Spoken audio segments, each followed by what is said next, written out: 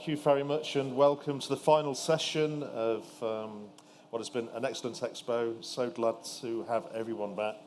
Our final session is entitled Biogas 2030 Snapshots of Tomorrow. Now, in very small print, I could try to describe all of the different things we're going to hear about. But at the end of the day, the best way to predict the future is to invent it yourself. And the panel that we have are representative of the future technologies that will be coming on stream, hopefully before 2030. We've got about 100 people, I believe, online. Please, if you're online, if you have questions, then please do put them into the app, and then we will do our best with the time remaining at the end to include them. I'm quickly going to introduce the speakers and then hand over. Our first few speakers are online. I'd like to invite Dr. Adrian Higson, who's the Managing Director of the NNFCC, to give his first presentation, if he's available.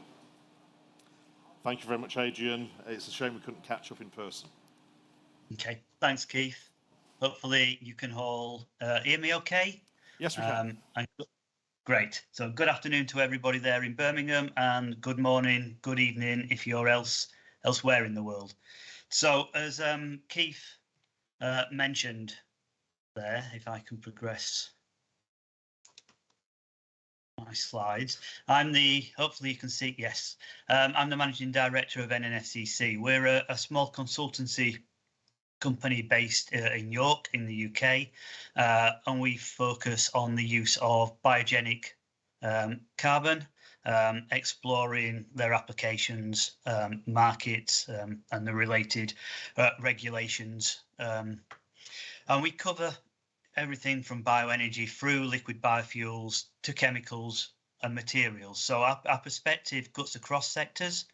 So it gives us room to work and see how sector development might affect the way we use our feedstock or chemical intermediates.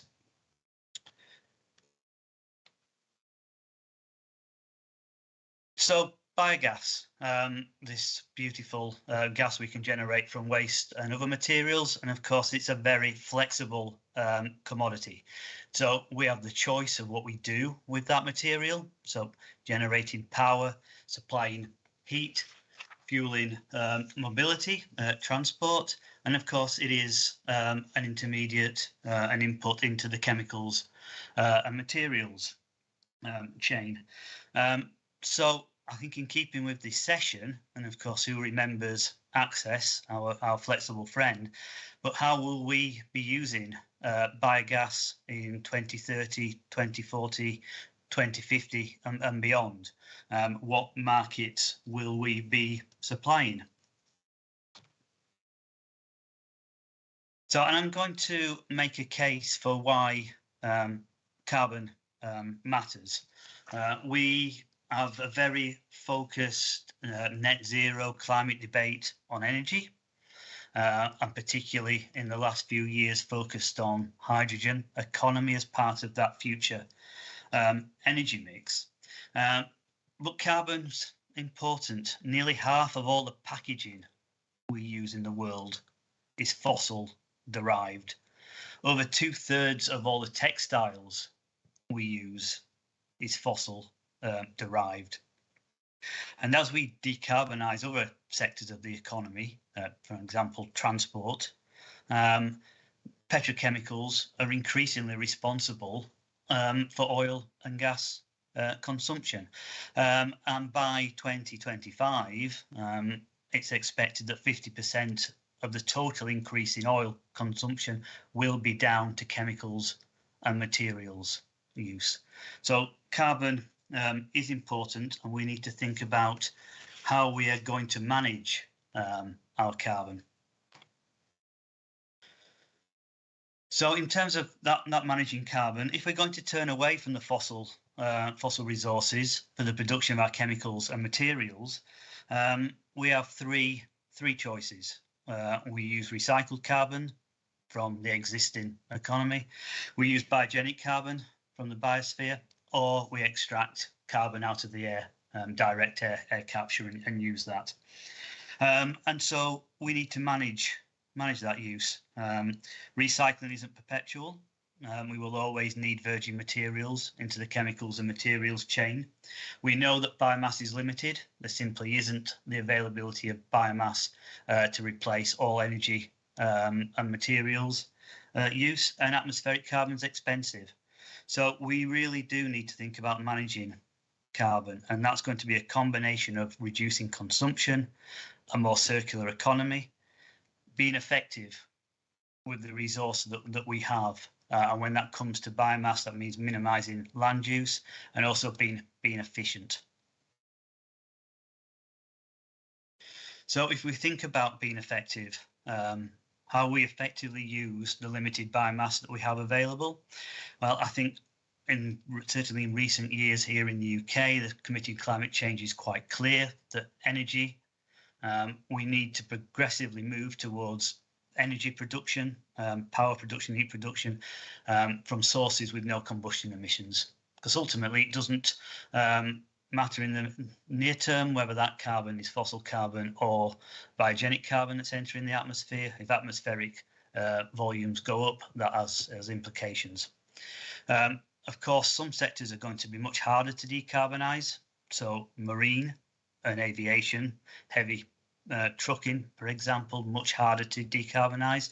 But there are technology on the horizon that you can imagine certainly being in place 2050. So hydrogen, green hydrogen into aviation, and green ammonia for marine shipping. However, organic chemicals and the derived materials, they simply cannot be decarbonised. It's not an option for carbon-based materials to be decarbonised. We can only defossilise.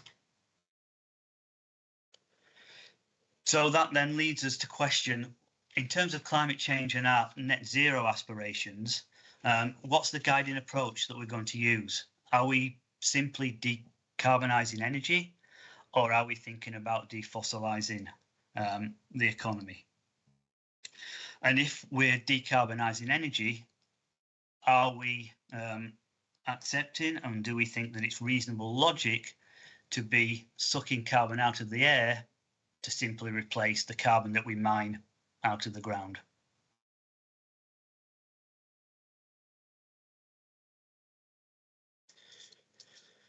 So back to biogas, and we have an interesting research dynamic at the moment with parallel approaches to how we use materials. So on one hand, we have methanation approaches, so maximising the methane that come out of systems by converting the excess carbon dioxide.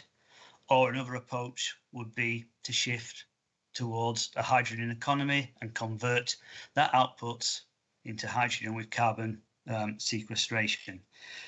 But does that make sense? And possibly, isn't carbon too valuable to simply throw down an energy well? And should we be making better use of it? And also, I think there's also the question of the rapidly decreasing cost of electrolyzers, which will call into the question any hydrogen approach that relies on carbon capture and storage, calls into question the economics. So is there somewhere to put all that carbon to good use? Well, I haven't got time to talk about this in detail, but clearly, yes, we have a market for around 1 million tonnes of methanol that biogas could certainly feed into. But we also have 230 million tonnes of carbon dioxide applications. So the demand is large and is there to be accessed.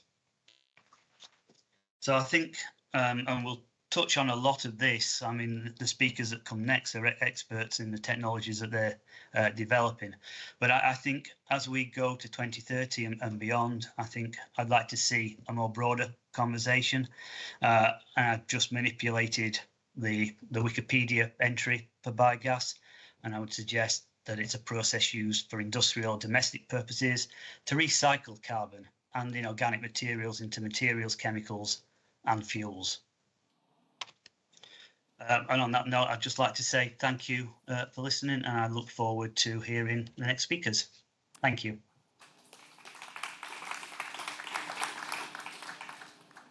Thank you very much, Adrian. I was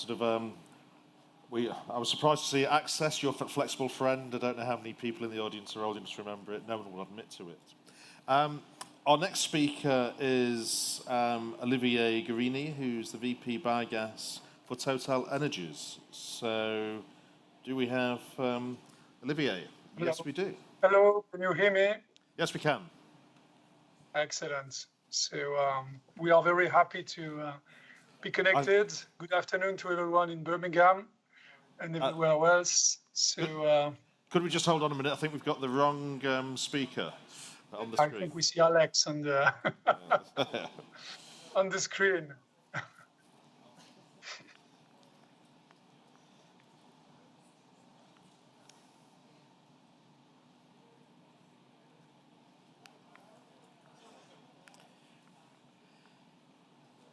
So, John, will I have to revert to plan B? So I was chatting to John before, and no, we're okay. I don't need to repeat any of the jokes from our host from the conference dinner last night. Yeah. So could you see me? It's yes, okay? we can, yeah. Olivier. Excellent. Thank you very much. So good afternoon, everyone. Very happy today to share our vision about the biomethane market for the next year up to 2030. So I'm coming from TotalEnergies. TotalEnergies is a big company in the field of oil and gas and now renewable. So we are transforming very quick our company up to renewable energies now, and by investing up to 30% of our EBITDA in renewables. And now we are, from the last 2 years, on the biogas market too. So we have a biogas business unit that is in charge about developing this new sector of renewable energy. We have more than 150 people all over the world that are now working on different kind of projects everywhere. So we are here very exciting to develop biogas today and for the next year. So just today to share with you what we think important for the next year to develop the market and to develop the industry in order to have a biogas sector with a very important market share in the next 10 years. So today it's a very exciting topic because from the last 2 years we see a lot of change in the regulation. A lot of things have evolved in a really good way.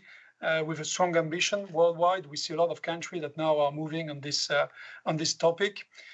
We see also very high potential of biomethane. So it's a very good potential to develop a renewable energy. It's not so easy. You have to collect the waste. You have to find it on the market. There is plenty of challenges in this sector, but the potential is here, and we are very confident about exploiting this potential in several countries.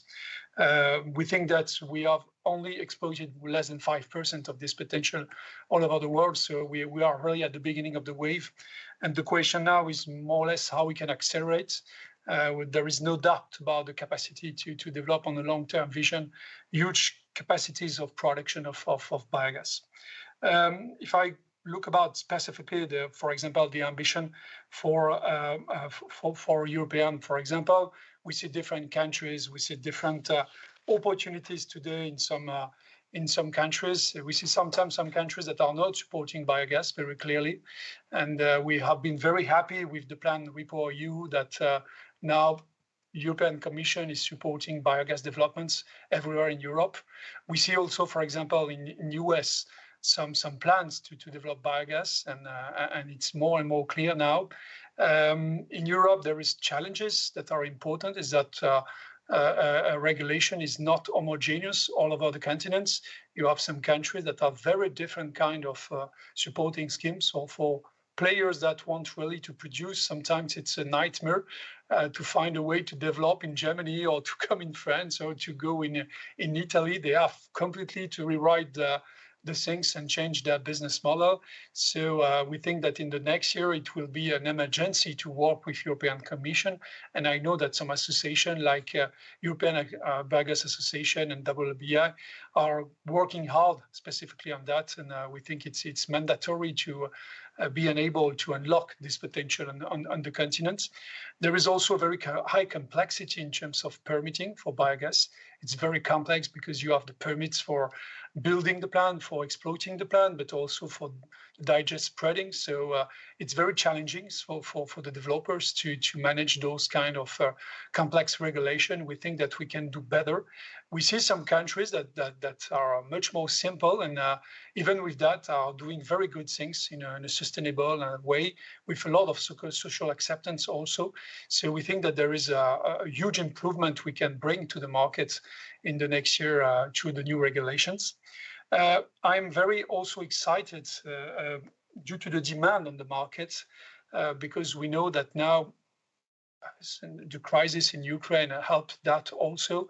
That was one of the positive effects of this very, very bad war. That was now people really want to have biomethane in their mix of fuels, particularly companies that are using natural gas as a fuel for mobility or as a fuel for their industries, for example, for heat furnaces. So they really want to see a part of biomethane in their energy mix. So we see that the demand is growing on the market. It's not so clear for every people, every companies, because some of them do not have the same regulation, also or the same incentives in carbon tax, for example, to decarbonize their own process and their own consumption. But we see that market demand growing. We see also new sectors that are very exciting in mobility, heavy mobility sector. We see a huge demand for trucks, and biomethane is particularly efficient in that way to decarbonize the heavy transportation sector because the solutions are here. They are very reliable. They are very interesting for the users. They are not degrading the quality of service, so they can really convert the current fleet in some way that they will not degrade their proposal to the market in terms of autonomy, in terms of space for transportation. So, and it's ready now. So the company that wants really to make a move in decarbonation, they are very happy to use those solutions with biomethane as a fuel.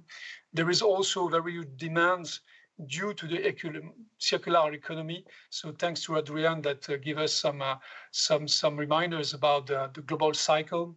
People also are very happy to see that they can produce renewable energy in their territory and use it directly in their own end users' appliances. So this circularity in terms of communication, it's also very positive for the demands, particularly in terms of local acceptance. So how do we get there? I think this is the topic of today and the topic of this industry. We comes from a small niche industry, and now we want really to make it as a part of the new renewable economy. So the notion of scaling up is really key for the market and for industry. And we will need to, it's a big challenge for biomethane because it's a small scale business. So we need to duplicate. We need to do it in a sustainable way. And we probably know, that those aspects of sustainability will be much more complex for the next years, particularly in Europe with the RED II and the RED III directives. So states, society will ask for more and more renewable aspects, sustainability for the biomethane production. So we need to improve that, and we know that it's not so simple, but we know we need to do it collectively. So these aspects for the scaling is very important, and also we need to accelerate in terms of investment. I think that the plan REPowerEU is a very good example.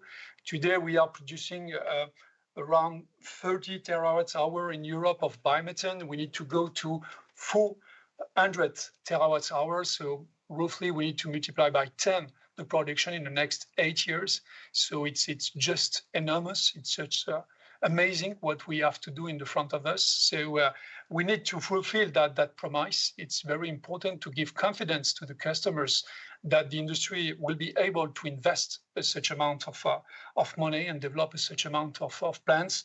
Roughly it's around 83 billion euro we have to invest in the next 10 years to make it possible in Europe, and you can count on those kind of order of magnitude for the rest of the world.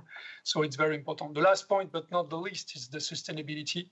Also, we are very excited about improving sustainability for the next years for plants all over the world.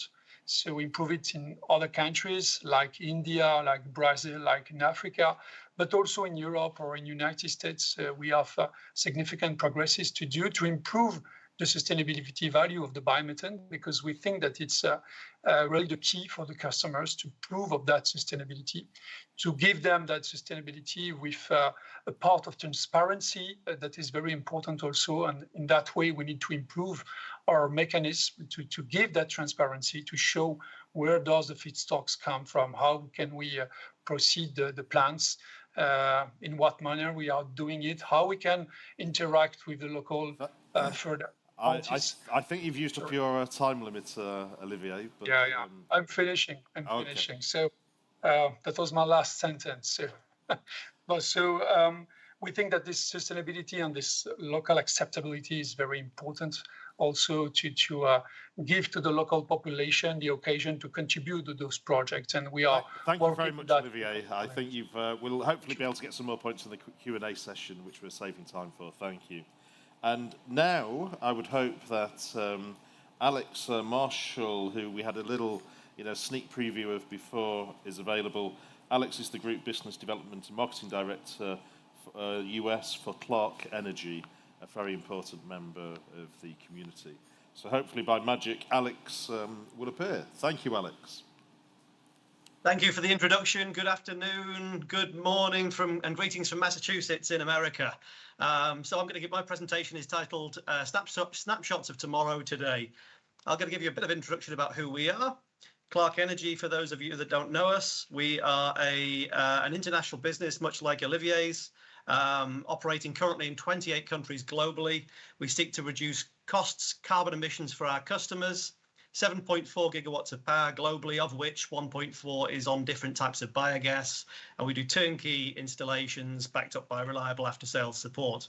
And that gives you a view of some of the locations that we have installed. So we represent Jambacker and have installed gas engine projects, distributed generation projects, and sustainable waste using biogas. We have two core products on biogas, the INEO Jambacker gas engine, which goes up to 3.3 megawatts or plus on biogas. And we also have TPI's membrane and selective solvent plant. Those are the kind of the building blocks of where we are.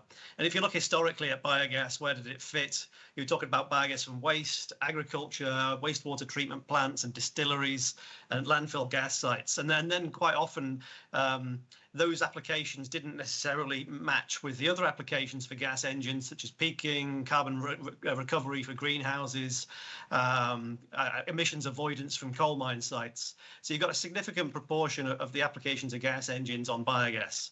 Now, throw that into the mix is hydrogen. Historically, hydrogen was a component of special gas, whether that's from gasification or whether it is from furnaces in South Africa, consisting of roughly 20% hydrogen, 80% carbon monoxide. Hydrogen can now also be blended into different types of kind of pipeline gas applications, whether that's natural gas or biomethane. And hydrogen can also be created from or go to biogas. So we've got a much more flexible, movable feast by way of utilization of the fuel applications and sustainability. These next graphs are slightly out of date, but this does highlight the importance of not only the flexibility of the technology, but the flexibility of the requirement of demand and supply on the grid. This is particularly for the UK perspective. There is massive amounts of flexible generation that is required to balance the intermittent nature of the increased levels of solar and wind we've got on the grid, but then also electric vehicle charging.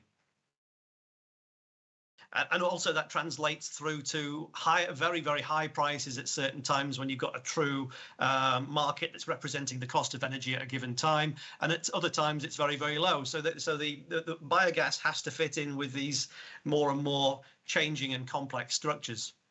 So we view this as a series of different building blocks with combined heat and power engines now integrating with biogas upgrading, potentially with heat pumps, with electric stores, with solar PV, with wind turbines, and a range of different fuels that are available that can be generated from surplus intermittent energy, or alternatively it can be used from waste. So we've got a really, really complex situation for the future. So some of the case studies that we're showing as to how that is addressed by practical projects now. Firstly, a slightly older project, but this is very good. This is Veolia site just outside Paris. It's a landfill which thought outside the box and started to recover the heat from the landfill gas engines and used that renewable heat in district energy process. So a biogas by the back door. You then have an exciting project, though not biogas related, but it could be. This won last night's Distributed Generation Awards, but here natural gas engines in this instance are linked to a greenhouse. There's recovery of the CO2 from the engines to enrich the growing air of the tomatoes.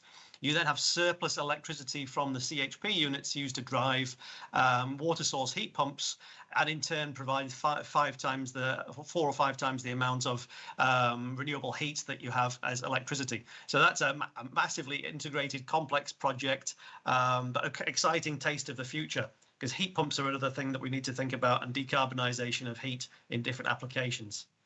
Then we're starting to see hybrids of biogas upgraders with biogas CHP engines. This is a site in Indiana in the US, linking these two technologies. The drivers aren't as clear in the US as other parts of the world where you have more market-driven forces, but the Californian RINs here are driving the market across the USA.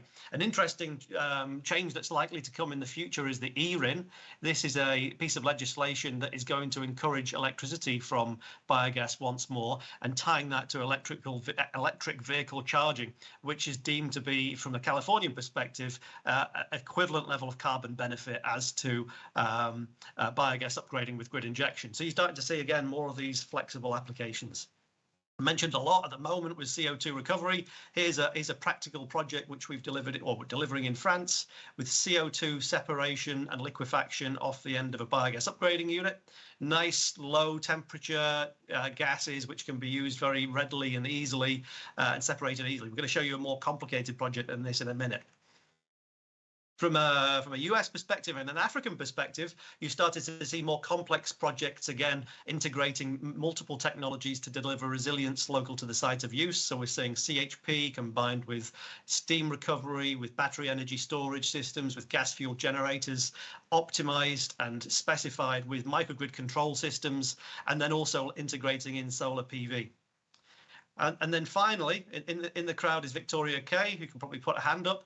She'll be able to tell you a little bit more about this if you come to her afterwards. But this is a great project we're working on with Severn Trent.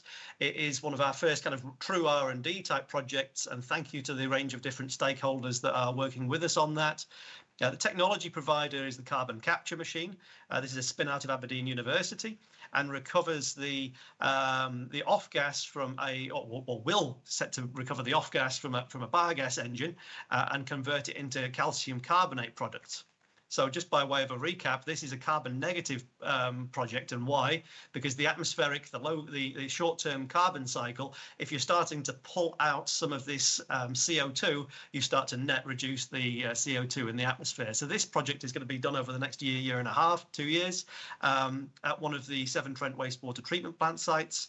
Here we see, again, so contrast this with the clean, low temperature gas from a separation unit. You've got 450 degrees C temperature CO2 coming out at low dilution, so it's not pure CO2, it's with other gases in there too. You have to cool that down. You have to then absorb the CO2 into a solution. This was with dilute alkaline to create a carbonate. And through a series of CSTRs, continuously stirred tank reactors, you can then start to precipitate out calcium carbonate and calcium magnesium carbonate. And this has a range of different exciting uses, not least our parent company is the Kohler company, which produces kitchen and bathroom products.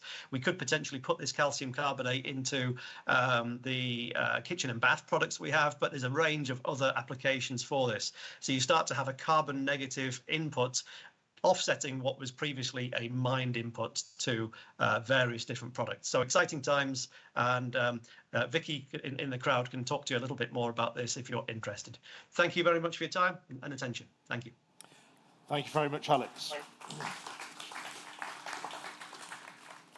So, from the virtual world to the real world, and I'm delighted to have Daniele Molognoni from the LEITAT Technology Centre and Donnie MacMillian from Robinson's, who will be co-presenting this presentation. So, over to you. Okay, thank you. I hope you can hear me. I'm going to stay sitting if that's okay, just so I can see the slides. My name's Donnie MacMillian, and I manage a biogas generation plant in the Western Isles of Scotland. And I'm hoping to demonstrate today the opportunities that are available to anybody who runs an AD plant and a biogas generation plant. Next slide, please. So I think what I'll do is we'll skip straight to the third slide, if that's okay. So that slide there pretty much says everything that happens on our site. So we started in 2006 with a council-run AD plant that was designed as an alternative to landfilling kitchen and garden waste that's municipally collected. Subsequently, since then, the site has integrated a wind turbine and a hydrogen electrolyzer. So, subsequently, we've also added in a Landia fish pasteurizer. So what you'll see on that slide is what's the kind of buzzword of the time is the circular economy. So at the heart of our biogas production is our AD plant, which initially was designed just for kitchen and garden waste disposal as an alternative to landfill. That biogas is then captured and put through a combined heat and power engine, as you will see on the slide. That was our initial MO. Then we integrated in an electrolyzer. That electrolyzer obviously produces hydrogen and oxygen. We have since then, as we almost had to produce our own demand for the hydrogen because we are producing hydrogen without almost a customer for it. So we have purchased our own dual fuel hydrogen and diesel refuse collection vehicle so we can collect our own waste that comes back to the site, fed to the AD plant, produces the biogas, feeds the CHP, and the circle goes round again. We also have subsequently added in an oxygen capture because we partnered up with the Scottish Salmon Company who inquired if there was a use for the oxygen because we were venting it. Like most other electrolyzers, you vent the oxygen as a byproduct. However, they can use it at their salmon hatchery to reoxygenate the growing tanks. So what we're trying to demonstrate here is the integration of different technologies that it all comes from having biogas at the heart of it. So we produce the biogas that runs the CHP. CHP produces the electricity that runs the electrolyzer. Electrolyzer produces the hydrogen and oxygen. The hydrogen we use for fueling our own RCV, and we also have a fuel cell out at the salmon hatchery. So that fuel cell keeps the power on, provides all the heat and power at the hatchery, and the oxygen we supply them provides the oxygen for their growing tanks. Ultimately, that fish from the hatchery will grow into full-grown salmon, go to the process plant, get gutted, filleted, and we get the waste from the waste processing plant that subsequently comes back to the AD plant, and there's your full circular economy. So I'm conscious of the time. Sorry, I forgot to add, we also have a wind turbine that was, again, added in 2010. We opened in 2006. That we use the curtailed power of the wind turbine, which is a common problem up and down the UK, that most wind turbines probably don't always get the consent to discharge to the grid to their full capacity. So we were in that scenario, and we use the curtailed power to also run the electrolyzer. So I'm going to hand over to my colleague Daniele, who invited us to be a partner in his project as a result of what we're doing in the Western Isles. Thank you, Donnie. I'm Daniele Molognoni. You can switch slide and switch it again. And we took the case of Outer Hebrides, just explained it, Donnie, as a nice case for the development of an European project called Robinson, where I'm happy to be participating. And the aim of Robinson is to help decarbonizing industrial geographical island by developing an intelligent, robust, and flexible energy management system, integrating technologies across different energy vectors. And this project is going to be demonstrated in the demo site of the island of Guerrini in Norway. And there are other 2 virtual demonstration islands, one Outer Hebrides and another one Crete. Is a project funded by the European Union, is made by 18 partners from 10 different countries. Lasting 4 years, we are more or less halfway of its life. And switch slide. It has, can you pass? Okay. It has these different objectives, starting from the technological one of these developing this energy management system that when we will look more in detail, demonstrating it on a real demo site plus a couple of virtual replication scenario and trying to evaluate its impacts in terms of human health, environment, and the validity of the business case and the cost demonstrating the cost competitiveness of the world system. Please switch.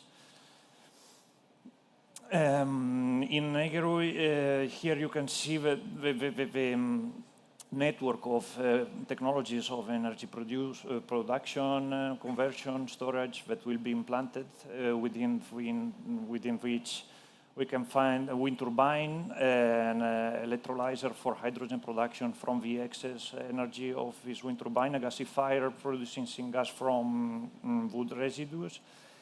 And also there is part of anaerobic digestion, which is actually the main, where I want to focus more the attention based on the audience. And what we are developing from a low TRL is a kind of improvement of anaerobic digestion based on the integration of bioelectrochemical systems. And if you switch, you can see what is a bioelectrochemical system.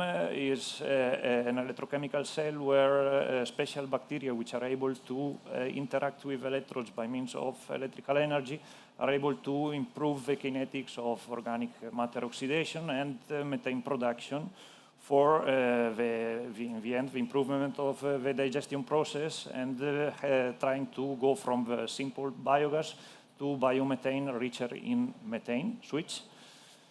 And this part is where I'm working with in LEITAT. As you see, it is completely another scale of what you have seen so far. We are not in the market. We are a research center. We are doing things at very little scale, starting from the design of the cell, the electrodes, inoculation of the electrodes with this bacteria, special bacteria, let's say, and operation at the pilot scale. But the main objective, switch, is to transfer this to the demo site. Can you switch? To the demo site in Norway, of course, in collaboration with a manufacturer company, Higson, at the facilities of Prima Protein, which is a company processing fish and having its own wastewater that we are going to use as feedstock for the process and trying to increase the technology readiness level up to 7 within the next 2 years, and we will be happy to show you the real results next year, in a couple of years when this project will be finished. Next. And here in the last slide, just for the content of the European project, if you want more information, a part of a very, very, very brief introduction that I gave to you now. And well, thank you very much for your attention. Thank you, Danny. So our next speaker is Jesper Poulsen, who's a licensing manager with Topsoe, a catalyst company, similar background to myself. And I'm sure Jesper's going to tell us about all those small-scale plants that Topsoe's developed technology to make use of the biogas that we have. Exactly. Yeah. So I'll talk a little bit about how we can help you upgrade your biogas either into biomethanol or biomethane as well. And a little bit more background. Yeah, my name is Jesper Poulsen, introduced, licensing manager for Topsoe here. So next slide, please. Who is Halder Topsoe, or Topsoe as we're known as now? We are a catalyst and technology provider. We was founded in 1940, and we are transitioning, or can help you transition into a renewable, sustainable future here. So a little bit overview here on what we can help you with. We have our proprietary Topsoe SOC electrolyzer, which can produce hydrogen that can be combined with CO2 from AD plants and transformed into, we would push for methanol or SNG, or what we call renewable natural gas, methane here as well. But of course, you can also go into other e-fuels such as kerosene or diesel or gasoline as well. The strength that Topsoe comes with is that we can actually provide both the electrolyzer but also the catalysts for your needs. Of course, we want to put them into the harder bait sectors. That could be transportation, chemicals and fertilizers, but also the heavy industry. Next slide, please. Just a little bit on how we see the biogas options. The biogas can be used directly in a biogas engine, and then you have a CO2 emission. You produce energy from that. You can also upgrade the biogas into biomethane. You can send that to your grid. You can also take then that vented CO2, you can actually upgrade that together with hydrogen and then produce, it could be compressed biogas or it could be liquefied biogas. That could be used in trucking or other heavy industries. But you can also actually take the biogas all the way to a liquid fuel that can be used in the maritime industry. Next slide, please. So looking a little bit on the outlooks, so biomethane, we see that's both being a fuel and feed for the green chemicals in the future as well. Around 90% of the biomethane currently comes from the biogas upgrading units. And the European Union has been very ambitious on how much biomethane we should have in our production by 2030. And I think everyone here knows that even to 2030, that's quite an ambitious target to meet. Looking at biomethanol, it's a bulk chemical. The current market is around 100 million tons per year. We expect it to grow at around 3% per year. And currently the gray variation, which is natural gas based, has a price range of around 300 to 800 US dollars per ton. Currently, due to natural gas prices in the higher end of that. Next slide, please. So, looking first for our our technologies for biogas to methanol production. So here we can actually take the cleaned biogas, sulfur-free to some extent, of course, and actually reform that in our electrified reformer. Traditionally, this has been done at scale in conventional steam methane reformers with very, very high gas flows. But we actually have a technology now where you can produce at much smaller scale with still achieving the economy that you want to. And the benefit here is that you don't have any emissions from any flue stacks because we do the heating with the electricity instead. You run a little bit short on hydrogen if you want to produce methanol, so you can either import additional biomethane to the process, or you can also integrate it with an electrolyzer to actually produce the syngas mixture that you want to produce certified biomethanol.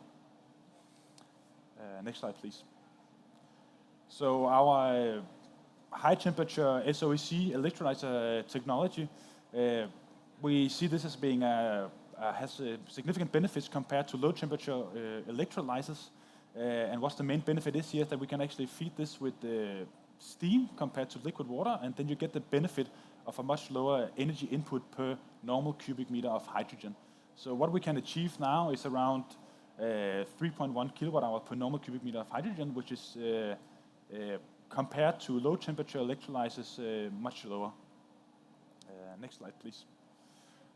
Then for the biogas or bio-CO2 methanation, the carbon sources, and this is where we come in, we see the biogenic CO2 as a very, very valuable resource. It's currently vented in many places. It can, of course, also be liquefied and sold off as a product.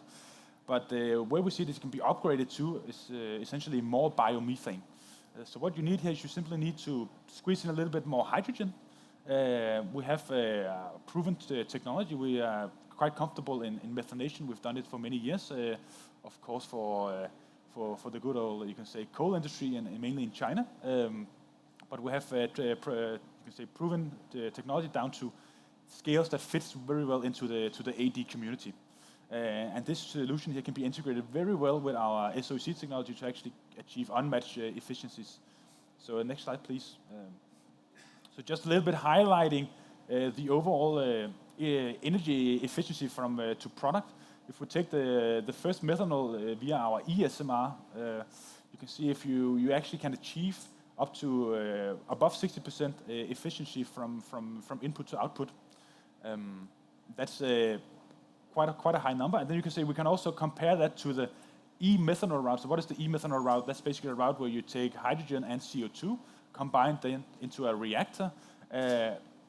It's harder to achieve the same efficiency doing that route, but if you have you can say locations with very low electricity prices, this could compete with the you can say the straight biogas route at least. And then we can look at the methanation. If you combine that with our solid electrolyzer technology, you can actually also achieve up to 67% overall energy efficiency.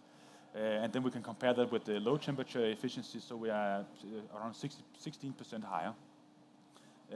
Again, you have some waste heat that you can integrate into either district heating. It can also be used in your AD process if you want to maintain, so you need to maintain your temperature in your tank a little bit. So that's definitely also a place where it could be used. It could also be used for district heating if need be. Next slide, please. Yeah, so a little bit on the outlook. Biogenic CO2 will be very valuable in the future for our green transition, serving the hard-to-abate sectors. Upgrading biogas by renewable power to methane or methanol are viable routes. Topsy has very energy-efficient technologies available for both routes. We have our novel SMR technology that can enable you to actually take the biogas and convert it to methanol with high energy efficiency and no process CO2 emissions. Our SOC technology enables you to full biogas conversion to methane with high energy efficiency by using the heat of methanation for the hydrogen production. So yeah, that's next slide. That's actually what I have from my side, at least, and thank you for the time. Thank you very much. So although I could ask 20 questions about catalysis, I'll restrain myself, and instead I'll hand over to Joshua Riddett, who's the founder and managing director of Easy Crypto Hunter. Awesome. Okay. Do we have a clicker, guys, on the stand? Fantastic. Amazing. Cool. Okay, so you're probably all wondering, what the hell are you going to listen to some bloke talk about crypto at an AD conference? So don't worry, hopefully this is going to make a good bit of sense to you. And hopefully we can demonstrate what we've been doing very successfully here in the UK and in other countries, and what makes things so interesting. So I'm going to run through this quite quickly, and then hopefully you can have some good questions at the end. But effectively, those of you will be vaguely familiar with crypto. Obviously, there's a physical computational process that's involved in that. Usually, I'm the nerdy one talking on stage, and then listening to these guys, I feel thick. So this should be quite good for me. It's a bit of a nice break. So I talk all over the world. We work with huge amounts of a range of clients. So predominantly, the technology that we use just runs on electric. It's a posh computer. So the majority of our clients are nothing to do with the renewable energy sector. Lots of them pull from the grid because it's financially viable to do so. However, we're now on over 70 renewable sites across the UK, hydro, wind, solar, and of course, anaerobic digestion. Effectively, we got plenty of news articles. So the BBC wrote a nice little article about me, from cow poo to crypto, which I thought was quite nice. So effectively, we've got these all over the country, and we're doing quite well. So in a really, really simple nutshell, because I'm very mindful of time, we work with basically business owners to help monetize the power that you're producing in any of these facilities. Ultimately, using that power on site and using that power to mine cryptocurrency is, bar none, the single most profitable use for that power. End of discussion. We'll get to some of the numbers recently, but it's really quite interesting because ultimately a lot of the models that, this slide's a little bit longer and you go through all the interesting stuff. We'll cut a lot of this out today. But in terms of kind of who is doing this, for those of you that are still watching on what's going on TV, a lot of people often think, that Bitcoin or cryptocurrency is this kind of weird online crypto thing that sits in the background and no one really gets their head around it. Only, of course, the markets are a little bit down at the moment as the global economy is having a bit of a wobble. But only 6 months ago, Bitcoin as a global currency was worth more than the pound sterling. And yet people think it's some type of magic internet money that doesn't mean anything. So El Salvador is now the first nation state in the world that the government accepts as payment. And of course, Tesla, you can buy your car with it. And of course, Grayscale, one of the large pension funds in America, now accept crypto moving forward. And of course, PayPal is now fully integrated in the crypto space. So yeah, basically a machine that pays you. So the concept of this isn't that new. You know, we've all got websites in the room. We're all pretty familiar with paying 20 quid a month to host your website. Somewhere there's a big warehouse of computers and you're paying for the privilege of having that computer running. So effectively what we're doing here is we build and manufacture the computers by hand in Manchester, all UK based, distribute them to your sites. You buy the equipment, you run the equipment, you earn crypto off the back of it. And ultimately, how does this benefit you? Well, ultimately, what we're doing is we're taking farms, businesses, anaerobic digesters and turning them into mini data centers. And because there's some great advantages, you know, there's no contracts, there's no PPA agreements, there's no licenses, there's no red tape, there's no planning, there's no permission. You can purchase some equipment and be earning from the second it's deployed. So that comes with some quite nice things. So this isn't some small thing that's a new idea that some bloke from Manchester's come up with. There are now FTSE and NASDAQ listed companies that are doing this at huge commercial scales. You know, they've actually purchased entire hydropower facilities to be able to do this around the world. And again, El Salvador, a very forward-thinking country, has now made the world's first geothermal Bitcoin mining center based off its own volcano, which is pretty cool. So again, some of the cultures there. So again, I'll give you a quick overview of the numbers. Things have changed, obviously, with the markets at the moment, but just to give you an average income, what I'll go is the pence per kilowatt. You're not too interested in the ROI. So an £18,000 machine last year made about £25,000. Very strong year in the crypto market. But what you're really interested in is probably the renewable energy numbers. So even if you were selling the power, selling the coins at the end of each month, and you didn't want to kind of hold the coins and move in the market, we haven't seen anything less than 60 pence a kilowatt. If you would have kept your coins at the end of last year and rose the asset value as things moved, we've got clients earning over £3 per kilowatt, which is some of the advantages of how nice crypto can be. So it works out quite nicely because all you need is a plug socket and an internet connection. And again, some of these constrained sites, you presume you need crazy good internet. Not the case at all. You can actually run the equipment on 4G remote dongles. So we now have containerized solutions that we place all over the world next to these sites. And irrespective of how much power you need, you can use them quite nicely. So each one of these machines uses 1.5 kilowatts, and you can simply scale to whatever requirements are needed. So whether it just be the inside of an AD shed there, or an outbuilding, or a very physically small footprint, you can imagine that each one of these machines produced over £20,000 of revenue per machine last year. The numbers can scale quite quickly. So we've found this working really well for all sorts of renewable energy applications. Obviously AD being a primary one because of course you produce power 24/7. So this is a really nice addition to be able to circumnavigate lots of other things that are going on there. So again, it's me and the team, so I know I've rattled through that nice and quickly, but I just wanted to give the time back to the rest of the guys to be able to have some Q&A. So hopefully you can fire some questions at me, and I'd love to be able to help answer some of those as we go. Thank you very much. Thank you very much indeed. So I might have a spare room going, so I may speak to you later. My first question for John is, do we have any questions that have come online? If so, no, nothing. Okay, so if there's any pressing questions from the audience, if you could state your name and your affiliation and who you're directing the question at. Do you have any questions from the audience? If not, or no one's going to raise their hand? Okay. So thinking about the snapshots of tomorrow, same question for each of the speakers, and if you could think about this in a very quick answer is, what technologies which don't exist today, what holy grail technologies would you like to see available in 2030 that you think would be transformative?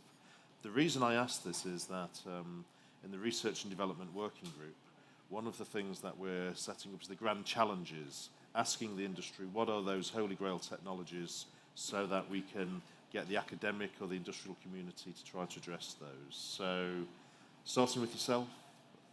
Well, I mean, one of the big things that's quite cool about our equipment is because we use graphics cards as the kind of main engine of the computations, a computer graphics card is the same bit of kit that does artificial intelligence, deep compute, kind of high yielding calculations.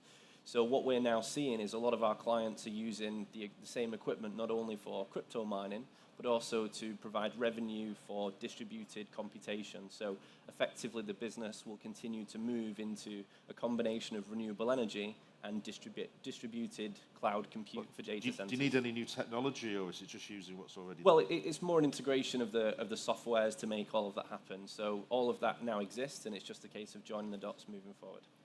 Okay, thank you. Daniele, same question.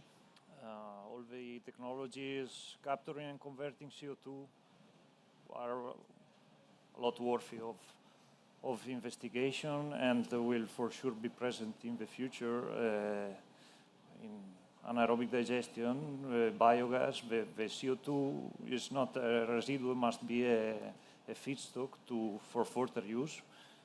But what we are actually doing is to help increasing to producing more methane, but at the same time you can use it as a feedstock for other bioprocesses and producing other fuels or other chemical components, proteins, and I'm quite sure that this market will just grow in the future. Okay. Donnie? It's not so much technology that doesn't exist yet, but energy storage for particularly us when the wind turbine isn't blowing, which you might imagine isn't often in Stornoway in the Western Isles, but there are times in the summer, and as the scale comes down for energy storage. Something we're also working on just now is we've got a grant from the Scottish Government on making medical grade oxygen, or making the oxygen we currently capture and compress to a medical standard that the Western Isles could become self-sufficient. We're currently in the business continuity plan where there another pandemic, and if we all think back to the beginning of the COVID pandemic, there was a global shortage of oxygen. And where we are so remote, relying on ferries, etc., to deliver the oxygen, it got a bit hairy at one stage with people in high dependency, etc., and a global shortage of oxygen. So the majority of people with electrolyzers, the oxygen's vented as a byproduct, simple enough to capture it and compress it. However, to get it certified to medical grade. Now, having spoken to the health board, it was a choice of, if it was a choice of no oxygen or uncertified oxygen that's captured off an electrolyzer, that's a no-brainer. But that would only be in an extreme circumstance. So we've now got a grant off the Scottish Government to investigate how we get it to medical grade, certified, and then the health service can use the oxygen we're producing on a waste site, basically. So I think the technology is there. I'm not suggesting anything that isn't already there, but the development of it to be more available, practical, and scalable. Getting the value out of your all your products, something that we all know very much in this audience. Same question for Jesper, and then I'll go around the virtual sort of colleagues, and then we'll come back to the audience. Yeah, I would say higher efficient carbon conversion into to X. I mean, that's the need we have. We can already now convert at some efficiency carbon into, that could be methanol, it could be gasoline, diesel or something, but increasing the efficiency of those processes, I think, is what is needed for the future. Thank you, Jesper. Adrian.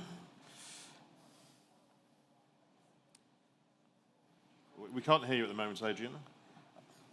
Is that our side or is it his side? It's his side. No, it's my side. Can you hear me now? Yes, we can. Yeah, so I think I'll very briefly give you three. In terms of the industry as a whole, I think it's going to be technology around the safety and use of hydrogen in grid-based heating applications. I think that needs a bit of development yet for hydrogen into the grid. In terms of pure technology, I think intensified biotech-based protein production from methane, I think that would be particularly interesting given the need we have in the protein market. And then in terms of anaerobic digestion, I don't think we've effectively dealt with the digestate question yet. So I'm still looking for ways to maximise digestate use. Thank you, Adrian. Olivier. Oh, two ideas.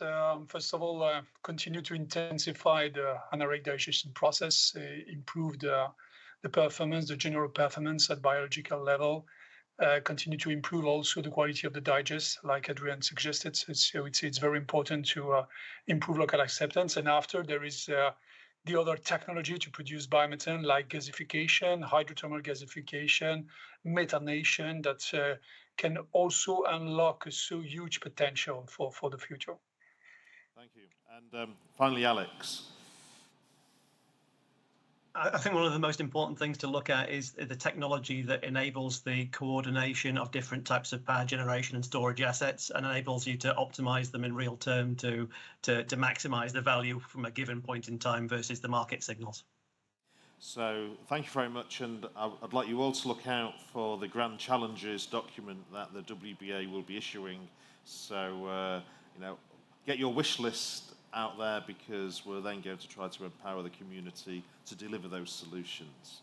So I think we've got a question from the audience. Hello, Guy Blanche, LEAP Micro AD.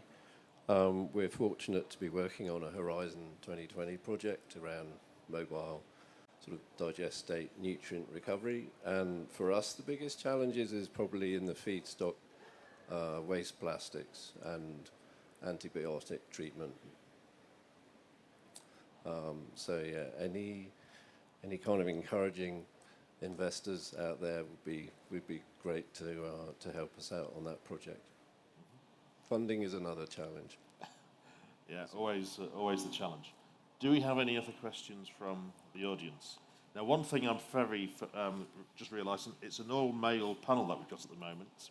And when I was a young researcher, I was told that I could only go to a conference if I gave a poster, gave a presentation, or contributed by asking questions. So I'm now going to invite the ladies in the room to ask a question specifically. So what's your burning question for the panel?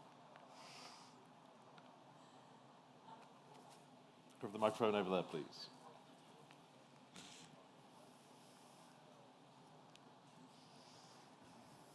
Maybe one question linked with crypto. I think that we can... something in the AD that we have to face or to deal with is the traceability of the waste, of the gas, of each kind of gas. And I think that we can do something with not cryptocurrency, but only crypto technology. So can we develop something maybe at a worldwide level to be able to trace everything we do about waste and about renewable gas? Fantastic question, and I could answer it, but I will hand it over to the panel. Does anyone want to pick up on that one? Well, yeah, is the answer. So a lot of people, when you hear about Bitcoin and crypto, they're just kind of the big names at the top. Usually I'd go into a separation between what is cryptocurrency and what is blockchain. So blockchain is the underlying secret source that all of this is built on. And effectively, if you boil all of that down, it's a glorified posh spreadsheet where every single data record is publicly viewable. So in the interest of practical terms for business, those of you that might be aware, there's over 10,000 different types of cryptocurrency. And a lot of people knee-jerk to that and think, why the hell have we got 10,000 types of coins? Well, the reality of it is the vast majority of those coins are not actually forms of currency. The vast majority of those products are businesses that are forming totally legitimate business events and organizations. And there are specific coins that exist today specifically for carbon capture, biogas transfer, energy transfer, where every single record of intermission is tracked on the blockchain. So any third party can account for that entirely without any interaction. So that blockchain technology is such a big buzzword commercially because of all the applications that it processes. So machines like mine simply upkeep those networks. But in terms of practicality, you've got all the big shipping and industrial companies that are now using blockchain to track supply and chain logistics. You've got the flight companies using it for airport support data. You've got literally all of the big names putting everything onto the blockchain, because what we've done is effectively create a technology that digitizes human trust. And that's a really big deal for business, and particularly in answer to that question, it gives perfect transparency. So that's one of the many ways in which it's being used. Does anyone else on the panel want to address that? It's a fantastic area because at the moment the entire sector is very much reliant on that green gas certificate, and then just understanding how the all the traceability going back is very important. So I know we're very interested in that because you have to trust, but then of course if something's broken upstream, then I think using blockchain is a low-cost way of actually maintaining that security. So fantastic question, fantastic point, and I think in the future we'll be hearing much more about digitisation and the power that's going to come from that. Any other questions from the audience? Okay, that's great because I can ask all my catalysis questions of Jesper now. And so one of the challenges, you talk about efficiency, that's an OPEX issue, but of course then there's CAPEX, and then asset utilisation efficiency. So at the small scale, and this is the small scale of an AD plant, then what are the most effective chemicals, fuels that you can make, and at what scale? So, and can you compete with biomethane injection if that's possible? It's hard to pinpoint the answer to that question because it's very site-specific. If you have an off-taker of, let's say, green methanol, then that's the viable route. We can identify that we can definitely compete, you can say, with the green methanol market. We can deliver methanol per ton at a price that is compatible with green methanol that exists otherwise from that. We definitely see some competition from, you can say, especially biomethanation. It has some advantages where we can sort of push our agenda a little bit, or our technology is that we are technology ready. We can deliver this solution tomorrow, so to speak, compared to the bio routes in development to some extent still regarding what we can otherwise produce and compete with biomethane injection. It can be, but of course what we would like to see is that the CO2 emissions also get incentivized to reduce them instead of just emitting them. Because right now it's biogenic, so it's not being taxed or priced or anything, so it's just being emitted to the atmosphere. And if that's, so you can say, if there's added a tax to that, or even methane emissions, then all of a sudden the business case for upgrading the CO2 gets substantially better. I saw Alex raise his hand. Would you like to comment, Alex? Yeah, your initial starting point there was with respect to efficiency. I think we have to move on as an industry. CHP historically has been base load electricity and heat for maximum efficiency, but we've got to move to time efficiency as well. And time efficiency means you're generating power when it is required. So a small biogas plant that may not efficiently recover electricity or recover grid injected biomethane can now form part of a microgrid, which might improve resilience for an industrial facility. I think you have to think outside of the historical box of baseload electricity and heat, baseload grid injection of gas, and see when you're creating products that is most matched to the time when it's needed. I know in our case then developing a plant for renewable DME using municipal solid waste, and the key thing why we developed it is to get something cost competitive with the fossil alternative, because in the future we're going to have efficient processes which will be subsidy free, because relying on subsidies is a challenge, but that will come from the right technology and the combination of feedstocks. Are there any other questions from the audience? Do any of the panel members have any questions for the other panelists? Is sort of what one request? If not, I've got a question for Olivier. So, Olivier, TotalEnergies, you're a big petrochemical company. Then, in percentage terms for your company, how much do you think you can reduce the fossil business that you currently have with all the assets that you have into a non-fossil business? So what do you think is realistic on a 2030 and then a 2050 timeframe?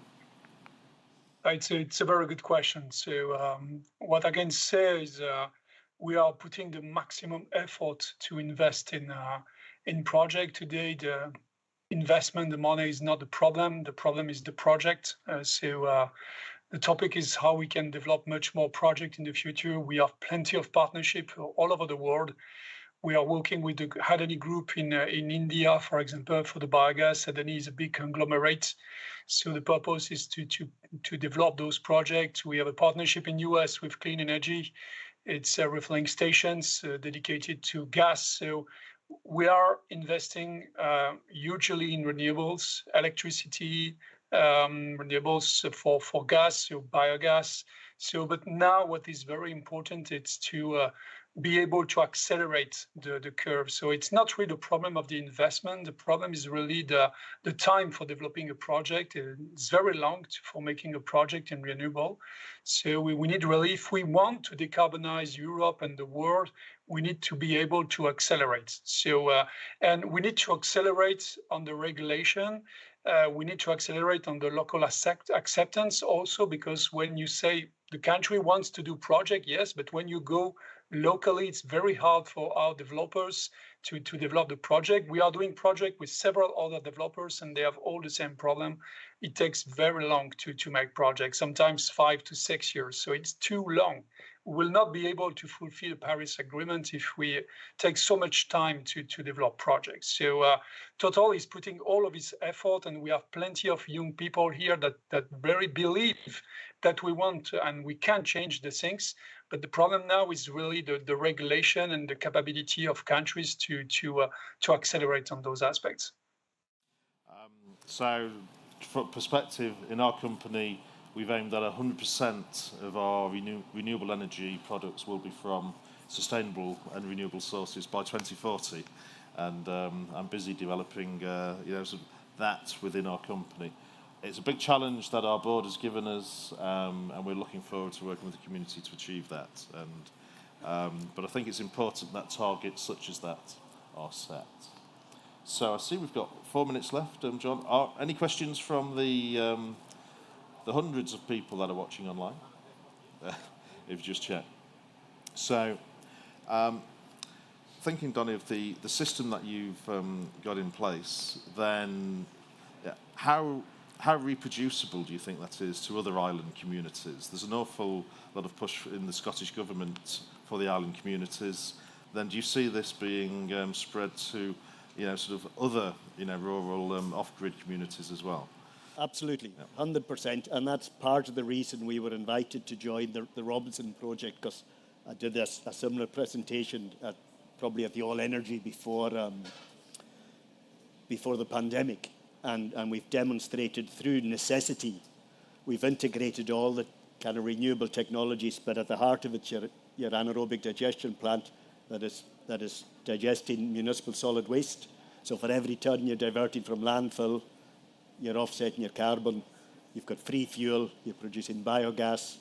That biogas is running your gas engine that runs an electrolyzer. A common problem locally and nationally is curtailed power as well. So we have a wind turbine that was curtailed. So our capacity to generate was greater than our license to export to the grid. So we took private wires and we fabricated and made a thermal store. That saved us 25k in kerosene every year for heating the AD. So we've got an electric boiler now in a thermal store and a private wire going to the electrolyzer to power the electrolyzer. So we're maximising the efficiency of the wind turbine and getting the feed-in tariff, the additional feed-in tariff for using the curtailed power. Up and down the country, there are wind turbines that are all curtailed. If every one of them put an electrolyzer on, produced hydrogen, It's just finding the market, and that market is coming and coming rapidly. And then, like I say, historically, we vented the oxygen like most people, but now we're capturing it, and we were selling it back to the salmon company at their hatcheries, and now we're working towards getting into medical grade. So any remote island community could do what we're doing. Anybody at any, it's scalable and transferable, and that is, like I say, part of the reason we were invited to the Robinson project, and just to upscale it, and it is transferable to other remote, vulnerable communities. View from Scandinavia. No, actually, I just wanted to add a point to the question you added to TotalEnergies here, and the thing of talking about decarbonizing and defossilizing, that we believe there's going to be a transition period where you will decarbonize your fossil industry, and then on top of that, we will start to defossilize our industry in between that. So you can say the AD community, that's defossilizing it, but you can say applying carbon removal technologies for fossil industry is decarbonizing it. And at the scale that we need to do this, then we see that the need to decarbonize is just as important as defossilizing it at this stage. I think we're still going to need carbon. And now, I'm afraid we've run out of time, have we? So I will now invite Charlotte to the stage to close what has been an excellent expo. So thank you, Charlotte.